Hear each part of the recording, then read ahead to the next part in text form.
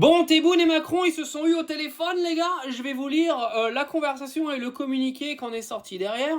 Alors, vous êtes prêts? Parce que c'est un petit peu long, d'accord? Je l'ai sur mon PC, on va le lire ensemble. Ce soir, le président de la République, monsieur Abdul Majid Tebboune, a reçu un appel téléphonique de son homologue, son Excellence, le président Emmanuel Macron, président de la République française, par lequel le président Macron a exprimé ses vœux au président Tebboune et au peuple algérien de réussite et de prospérité à l'occasion de l'Aïd. Je vous aime bien les Algériens, mais de là à appeler Emmanuel Macron son Excellence, abusez pas quand même, quoi, hein. Les patrons ont aussi longuement parlé, franc et amicalement, de l'état des relations mutuelles et des tensions qui se sont accumulées ces derniers mois. Je tiens à vous signaler que c'est une version traduite que je vous lis, donc s'il y a quelques petites erreurs de syntaxe, vous m'en excusez.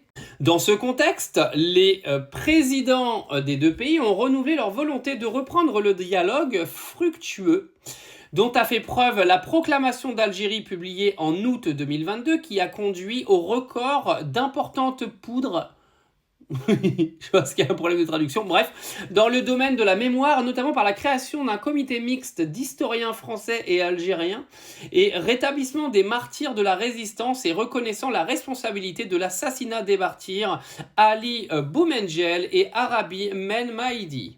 Les présidents ont convenu que la durabilité des liens, en particulier les liens humanitaires qui unissent l'Algérie et la France, les intérêts stratégiques et sécuritaires des deux pays, ainsi que les défis et les crises auxquelles l'Europe et l'Afrique méditerranéenne sont autant de facteurs nécessitant un retour à un dialogue parallèle entre les deux pays en tant que partenaires et acteurs clés en Europe et en Afrique. Car ils sont pleinement attachés à la légitimité internationale et aux buts et principes énoncés dans le traité des Nations Unies.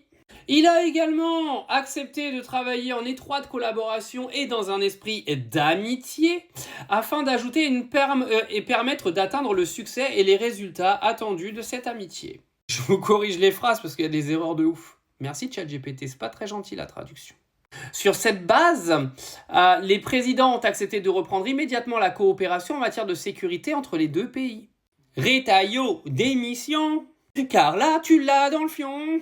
Les présidents ont également insisté sur la nécessité d'une reprise immédiate de la coopération en matière d'immigration de manière fiable, sans heurts et efficace, permettant de traiter tous les aspects de la circulation des personnes entre les deux pays conformément à une approche axée sur les résultats et adaptée aux occupations des deux pays. Alors je vous passe quelques détails qui servent à rien, mais là on va lire celui-là. L'importance de la coopération judiciaire entre les deux pays a également été soulignée, où les deux présidents ont accepté de reprendre les échanges et la coopération dans ce domaine, selon l'incarnation de la prochaine visite du ministre de France et de la Justice, M. Gérald Darmanin, en Algérie. Prenez soin de lui, les Algériens, prenez soin de lui. Il vous aime bien, apparemment. Je suis pas sûr, mais bon. Le président Macron a également renouvelé sa confiance dans la sagesse et la perspicacité du président Tebboune et l'a appelé à faire une page et un geste humanitaire... Enfin, une page, à mon avis, c'était encore une fois. Et un geste humanitaire envers M. Boualem Sansal, compte tenu de l'âge et de l'état de santé de l'écrivain.